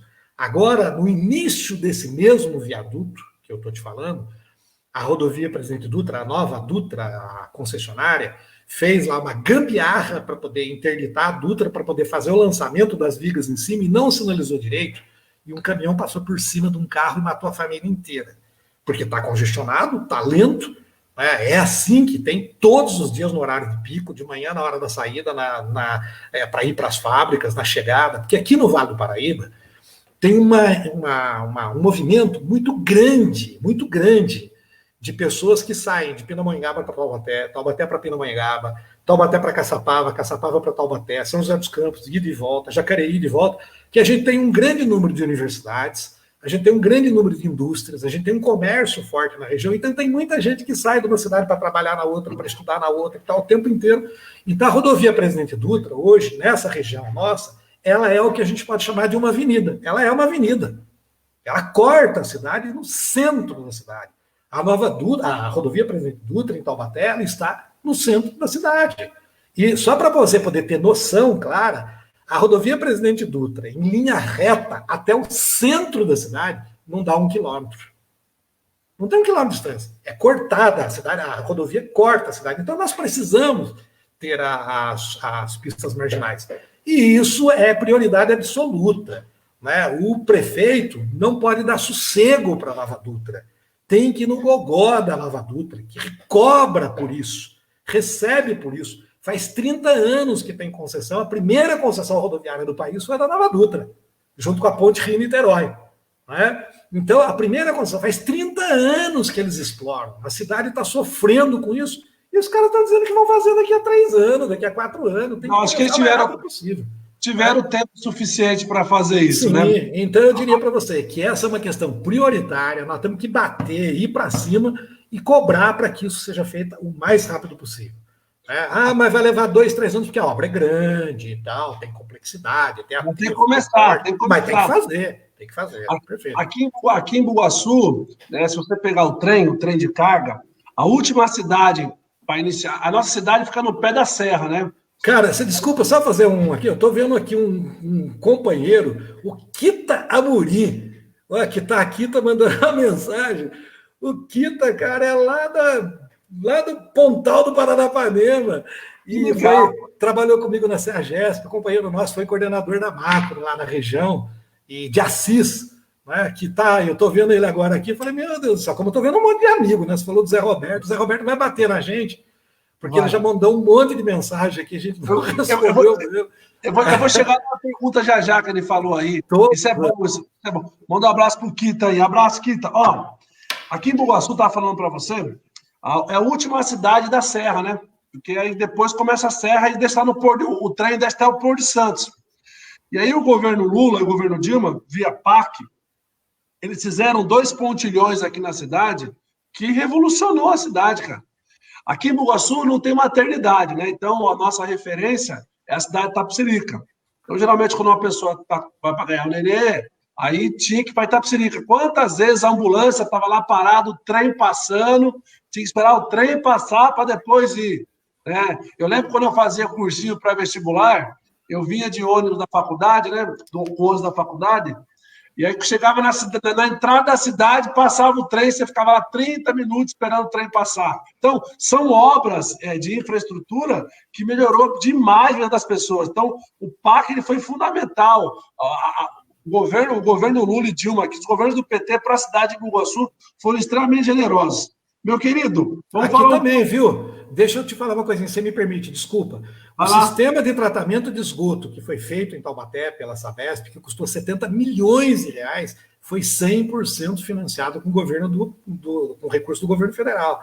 Aqui a gente tem várias UPAs construídas com dinheiro do governo federal. A gente tem vários empreendimentos aqui do Minha Casa Minha Vida que foi feito com o dinheiro do PAC, do Minha Casa Minha Vida, do governo federal. Isso é importante ressaltar, porque aqui também tem, e muita gente não lembra. E o que é pior, tem administrador, desculpa a expressão, né, que é cínico, porque vai lá e inaugura a obra como se fosse o dele e não fala que o dinheiro vem de onde. Não é honesto de dizer que tem obra que foi patrocinada com o governo do outro, com o dinheiro do outro. Mas a história vai mostrar isso. Aqui em Bugaçu, por exemplo, aqui o PT mandou 8 unidades básicas de saúde, tinha só 3 na cidade. Você tem uma ideia, ontem eu peguei uns dados da saúde, né?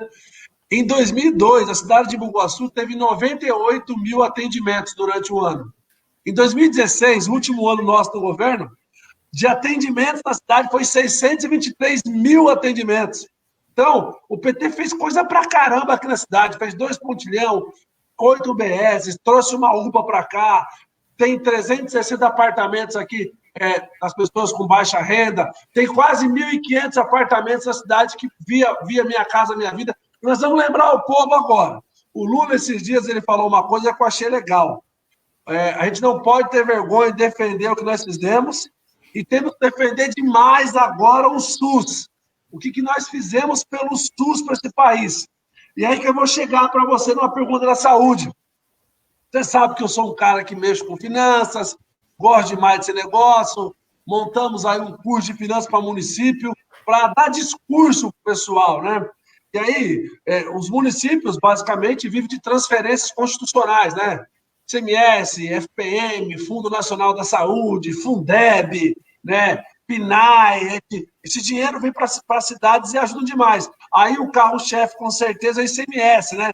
Que as empresas aí, o ICMS daí é alto. Viu, ano passado veio quase 300 milhões. Aqui aí a cidade de Taubaté, do começo da Covid para cá, o governo federal, via Fundo Nacional da Saúde, enviou aí para a cidade 1,2 milhões de reais. Você viu alguma ação aí afirmativa que você, não, o dinheiro está entrando, eu estou vendo fazer. Você conseguiu enxergar isso na cidade de Taubaté ou ainda não?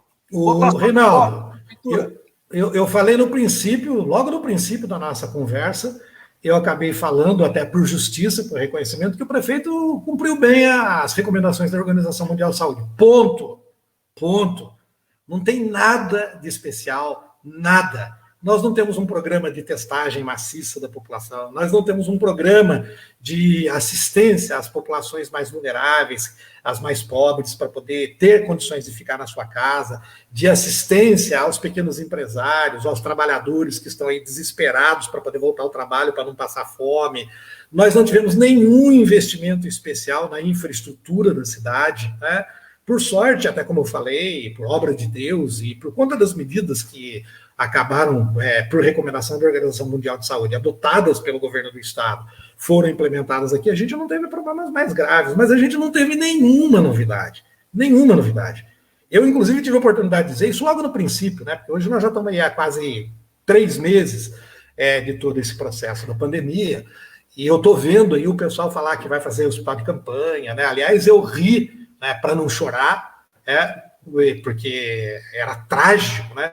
O governo federal, você viu, o Brasil inteiro viu, quando esse novo ministro especialista, general especialista em logística, assumiu, né, faz agora 10 dias, não mais do que isso, eles definiram as regras para a implantação dos hospitais de campanha. Falei, cara, faz 3 meses que os caras estão botando hospital de campanha no Brasil para poder resolver o problema, e os caras agora vêm dizer que estão resolvendo agora a regra do hospital de campanha. Falei, isso é piada, né? Mas eu estou dizendo isso por quê? Porque aqui em Taubaté nós temos uma situação que é peculiar, e se eu fosse administrador e tivesse recebido esse recurso, eu faria assim, mas no tapa, não tinha a menor sombra de dúvida. Nós temos um hospital aqui em Taubaté, que tem 40 anos, que é um belo hospital, que chama-se Hospital São Lucas, que deve para o governo municipal, federal, nacional, que faliu, mandou todos os funcionários embora no final do ano, chamou os funcionários agora na época da pandemia para poder trabalhar, pedindo para o pessoal poder trabalhar voluntariamente, porque eles não pagaram o que eles devem para os funcionários, né? E querendo que o pessoal trabalhasse gratuitamente, uma coisa assim, surreal, né? Eu falei para o pessoal, no princípio, né, eu inclusive faria isso, de pronto, né, no surgimento da pandemia, eu faria aquilo que na linguagem popular a gente chama, eu chutava o balde. Eu metia um decreto de utilidade pública e desapropriava esse hospital. Primeiro, para poder destiná-lo, porque ele está implantado, ele funcionou até o final do ano, né? Então ia adequar com um custo relativamente baixo para poder adequá-lo para urgência, né, para UTI para atender a Covid, eu desapropriaria esse hospital, né, colocaria ou destinaria especificamente nesse momento para a gente poder atender o combate à pandemia, e passado a pandemia, esse hospital seria incorporado à rede municipal de hospitais, seria um hospital municipal, que a gente poderia fazer um hospital geral municipal, que a gente poderia destiná-lo para atendimento de algumas especialidades, por exemplo, o Hospital da Mulher, o Hospital do Idoso, né, que é uma coisa que você precisa ver aí no Imbu, e eu tenho certeza que você vai ver, como todo mundo precisa ver no Brasil, a nossa população está envelhecendo, está nascendo menos gente, por conta da tecnologia, da ciência, da medicina, a idade média, que antes era de 50 anos de idade, 50 anos a pessoa era velha, agora está vivendo 80 anos, coisa desse tipo. Nós precisamos construir políticas de atenção à mulher, atenção ao idoso. Então, eu faria isso, né? Não tem nada de especial em Taubaté, nada.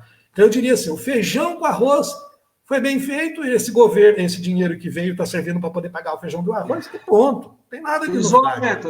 Ele só fez decreto para isolar e mais nada. Mas não tem isolamento grande, não. O isolamento nosso está abaixo de 50%, deve estar na casa dos 46%, 47%.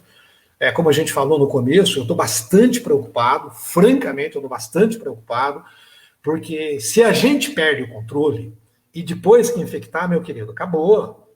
Depois que infectar, é esperar ver o que vai acontecer, daí é só rezando.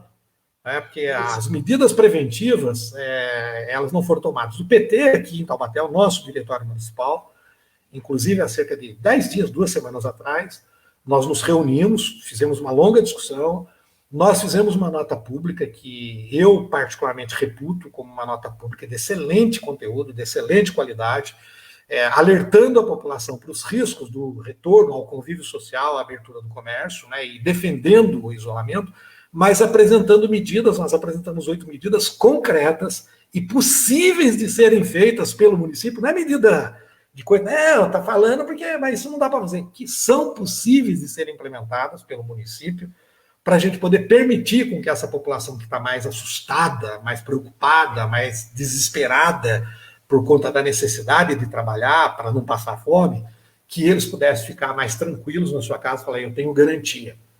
Tem garantia. Eu sei que eu não preciso me preocupar com o imposto municipal, eu sei que eu não vou ser cobrado, não vou pagar multa, eu sei que eu vou ter assistência. Enquanto o governo federal não me pagar, a prefeitura vai me dar assistência.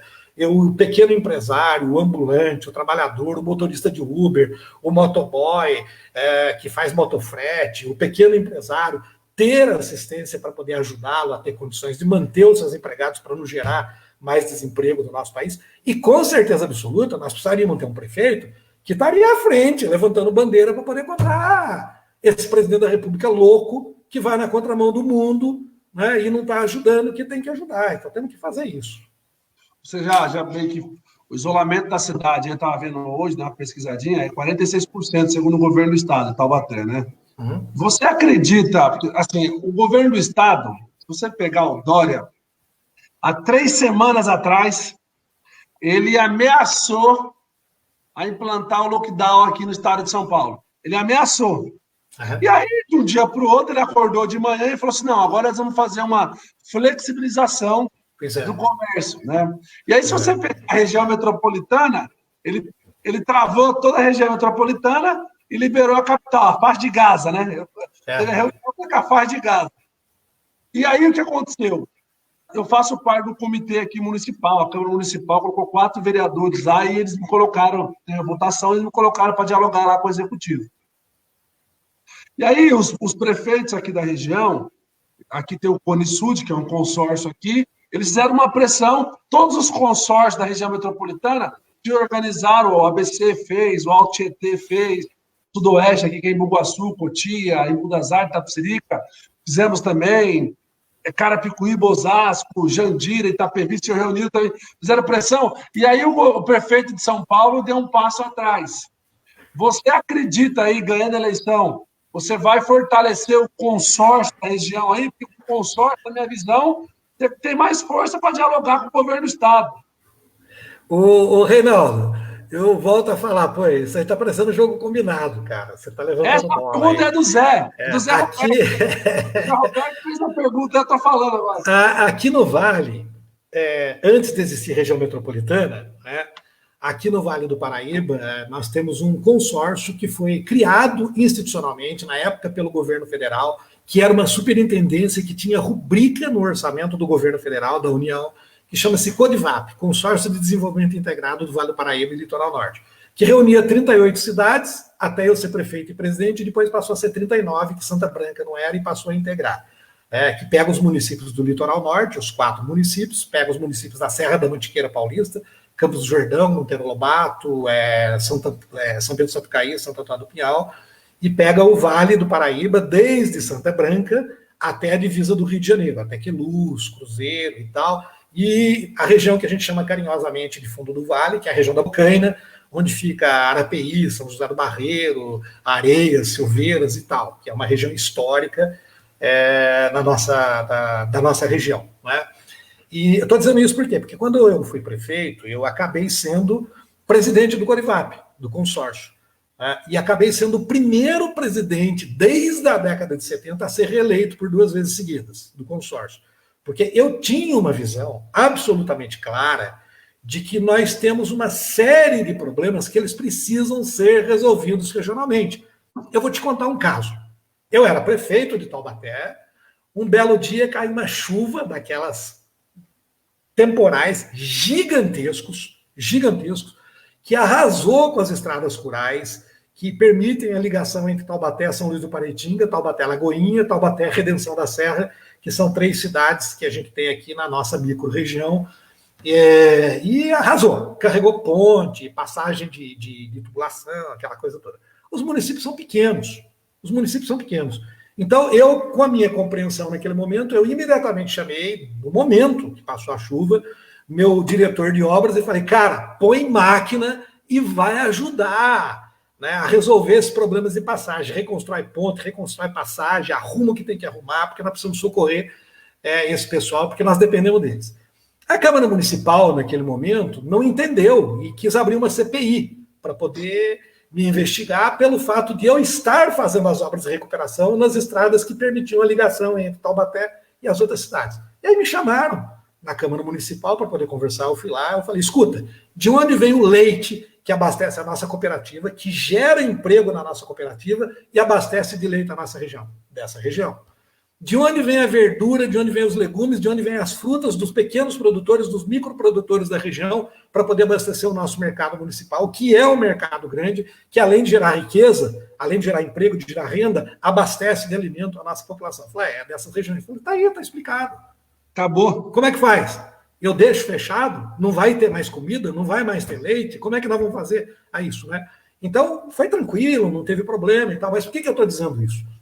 Eu fui presidente do consórcio, eu agi desse modo. Quando eu fui deputado, eu discuti a implantação da região metropolitana, que diga-se que o primeiro projeto de implantação da região metropolitana do Vale do Paraíba foi de autoria do deputado Carlinhos Almeida, nosso companheiro, que foi prefeito de São José dos Campos, que eu fui relator, né? Que aí o governo do estado, porque era um projeto nosso, não aprovou, vetou. E depois o governo criou a região metropolitana, que, de certo modo, não é a região metropolitana que a gente gostaria que fosse. Porque nós queremos uma região metropolitana que tenha orçamento, que tenha recurso, que tenha condições de definir políticas públicas de interesse regional e que a gente defina aqui. Voltando ao orçamento participativo. Como a população do bairro vai definir o que ele precisa no bairro, o que ele quer no bairro, e eu tenho exemplos para poder falar, a região também precisa definir o que é prioridade para ela. Isso. Na verdade, ela precisa discutir. E tem um detalhe importantíssimo que as pessoas não conseguem se atentar quando a gente fala que a regra do jogo mudou, que a política mudou, que os marcos mudaram. Antes do governo Lula não tinha lei de consórcio, né? Hoje tem lei de consórcio que permite com que os municípios façam consórcio para resolver problema de coleta de lixo, para poder resolver problema de saúde, para poder resolver problema de transporte, para poder resolver problema de manutenção de estradas que se interligam. E aí... O grande exemplo hoje, Salvador, são os governadores do Nordeste. Estão conseguindo comprar respirador. Só para as pessoas entenderem a ideia do consórcio. A ideia do consórcio é a seguinte. Imagina aqui a região nossa aqui. Embu-Guaçu, Embu-das-Artes, Itapecerica, São Lourenço da Serra e Juquitiba. Nós vamos comprar remédio para o Covid. Se você juntar todo mundo para comprar o remédio, vai acontecer o quê com o preço do remédio? Vai cair, nós vamos ter um montante maior, as pessoas serão melhor atendidas. É essa a ideia do consórcio. Reinaldo, deixa eu te contar uma coisa. Quando eu fui prefeito, a coleta de lixo no município de Taubaté não era empresa contratada, era administração direta. O funcionário era da prefeitura, o caminhão era da prefeitura, o aterro sanitário era da prefeitura e tal. Então, a gente não pagava um centavo para a empresa. Eu tinha aqui em Taubaté, e eu fiz um investimento grande, porque eu acreditava nisso, uma fábrica de artefatos de concreto, que a gente chamava de FAC, né? Que ela fazia alambrado, ela fazia equipamento de parquinho infantil, ela fazia guia, ela fazia o concreto para sarjeta, fazia asfalto, fazia tubo de concreto até 1,20 m de diâmetro, fazia, enfim, tinha uma quantidade enorme de gente empregada, né? Que produzia mais barato para a prefeitura, para poder fazer as obras que a prefeitura fazia, e que eu podia vender para outros municípios. Que aí, olha só, ia custar mais barato para os outros municípios e ia garantir a minha geração de emprego, a minha renda aqui na cidade. Né? E se a gente fizesse isso na forma de consórcio, especialmente, a gente poderia potencializar muito isso. Vai custar mais barato para o nosso vizinho, que vai poder melhorar a vida do povo dele, e vai permitir com que eu tenha mais riqueza, com que eu tenha recurso de fora sendo gerado para cá. Esse é um problema danado, que depois da lei da responsabilidade fiscal, que embora tenha seus valores, tenha sua importância, mas ela criou uma série de problemas para nós, que somos administradores públicos, gestores, e você entende muito disso, porque você é professor de políticas públicas, de gestão financeira e orçamentária, que é aquela coisa de que quando eu tenho um funcionário que faz obra contratado por concurso pela administração, ele entra como despesa de custeio. Mas se ele é um funcionário contratado por uma empresa, por uma empreiteira, que vai fazer a mesma obra que eu faria por administração direta, ele sai como despesa de investimento. Capital, né? E aí, como despesa de capital. E aí eu posso gastar quando é despesa de capital, mas eu não posso gastar quando é despesa de custeio, porque eu tenho a limite da lei de responsabilidade fiscal. Isso é um problema danado, que os prefeitos vão ter que discutir no Brasil para a gente poder ver, porque não tem sentido um negócio desse. Eu diria assim, o sofrimento do nosso povo, a partir da pandemia, está permitindo com que as pessoas percebam o quanto aquele discurso de que a gente tem que reduzir o tamanho do Estado é uma falácia, uma balbúrdia absurda. Se não fosse o SUS, o povo hoje estava morrendo.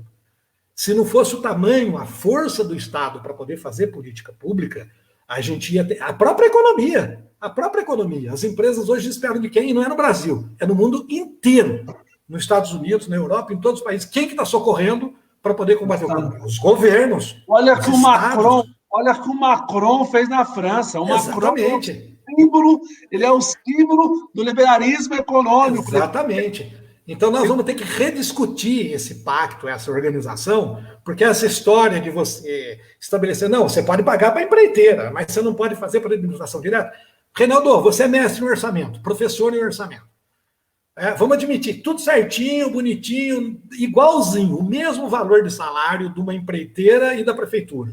O mesmo valor do custo de execução de serviço de coleta de lixo ou feito direto para uma prefeitura. Se for tudo igualzinho, bem feitinho, honestamente, a administração privada custa mais caro do que a administração pública, porque você paga o BDI, você paga o lucro da empresa. E é assim, a empresa precisa ter lucro para viver. Então, se você faz bem feito na administração pública, no mínimo, você economiza o BDI. Quanto é que custa de BDI nas empresas brasileiras hoje? 10, 11, 12, 13, 14, 15% que você reduz o custo. E você pode potencializar isso como um investimento. Então, óbvio que você aí não pode defender que vai fazer isso hoje, porque a lei não vai lhe permitir. A gente não pode prometer que a gente vai fazer isso hoje aqui, porque a lei de responsabilidade fiscal não vai permitir. Mas a nova geração de administradores vai ter que enfrentar esse debate, porque a gente está aí fazendo com que o dinheiro público saia pelo ralo para poder alimentar a roubalheira, para poder alimentar a corrupção e tal. É um paradigma que nós vamos ter que enfrentar e derrubar. E assim, cara, você sabe, eu fiz economia, né? Formei economia na Federal de Minas Gerais, aí fiz mestrado na Unesp, então a grande parte dos meus amigos são tudo liberais, né? E aí eles começam, não, que é importante, eu falei assim, não, o Estado só é importante para vocês quando tem crise. Já para a gente, não. O Estado é importante sempre. Aí não tem nada a ver com... Ninguém é comunista. Nós estamos na social-democracia, é o Keynes. Nós estamos a favor que o Estado ele entre na economia fazendo o quê? Investimento na saúde, investimento na área social, investimento em educação, transporte. É isso. Nós não queremos jogar dinheiro no buraco. A ideia é fazer com que o Estado faça a sua parte. Meu amigo, muito obrigado pela participação. Eu queria que você desse suas considerações finais aí, que essa live foi espetacular. Eu quero fazer uma diferente. Eu quero fazer uma perguntando para você sobre Embu-Guaçu. Não tem problema. Reinaldo, prazerzão grande. Estou vendo aqui um monte de gente que a gente conhece de várias cidades, daí da Grande São Paulo, amigas, amigos da gente, daqui de Taubaté. Estou muito orgulhoso, muito feliz. Estou torcendo por você, eu te conheço. Né? Nós fizemos orçamento junto, né? Trabalhamos plano plurianual, lei de diretriz orçamentária, orçamento, execução orçamentária, nós trabalhando ali, que aliás nós estamos vivendo nesse momento agora, de aprovação da oposição, né? Da oposição. Da oposição. Né? Então, assim, eu me sinto muito feliz, né, de poder estar aí batendo esse papo gostoso com você, torcendo pelo seu projeto, pelo seu plano aí, né? E aqui na luta, né, nesse desafio para a gente poder fazer esse debate com o povo da nossa cidade, para poder despertar a atenção das pessoas, né, para que a gente possa tentar recuperar o caminho do desenvolvimento com justiça social, né, com políticas públicas humanas. A gente precisa dirigir a administração pública, não é para robozinho, não é para carro, é para a gente, para as pessoas, para o ser humano, principalmente para aquele que não é visto no orçamento, aquilo que você falou do Lula, aquelas pessoas que não são enxergadas, que não estão dentro do orçamento, que a gente faz orçamento para quem é rico, nas melhores regiões, aquela coisa. Nós precisamos fazer uma gestão pública que, claro, que todos os cidadãos precisam ser assistidos, mas a gente precisa priorizar aqueles que precisam do Estado, aqueles que são injustiçados, aqueles que vivem as desigualdades, aqueles que são vítimas das mazelas que a gente vive no Brasil desde 500 anos, desde sempre. E isso a gente não vai resolver em 4 anos, 8 anos, 10 anos, como não resolvemos em 12, 13 anos de governo do PT, no governo federal, que tem muita gente que nos acusa, não, mas vocês não resolveram, tem problema de miséria no país, é verdade que tem, nós tínhamos 500 anos de mazela, 500 anos de desigualdade, você não corrige em 10 anos, você precisa ter, e hoje faz 5 anos que tiraram o governo do PT, que tiraram o PT do governo, e nós estamos vendo para onde nós estamos indo, para o buraco, para o abismo, e aí depende da gente fazer essa discussão no bairro, né, nas nossas cidades. E aí eu estou torcendo por você e, ó, de coração, brigadão. Você sabe que eu falo muito, né? Não, Salvador, de boa, adorei a live, assim, fui dar o pau no sabadão, fazer uma live, falar sobre o decreto da cidade de Embu-Guaçu, na segunda-feira vamos falar com o Reis, e semana que vem vamos ter uma live boa com o Padre Jean, vai dialogar com a gente aí. Legal. Salvador, boa sorte para você aí. Eu estou torcendo para você também. No que eu puder auxiliar, pode contar comigo, meu irmão. Obrigado, irmãozão. Beijão. Obrigado.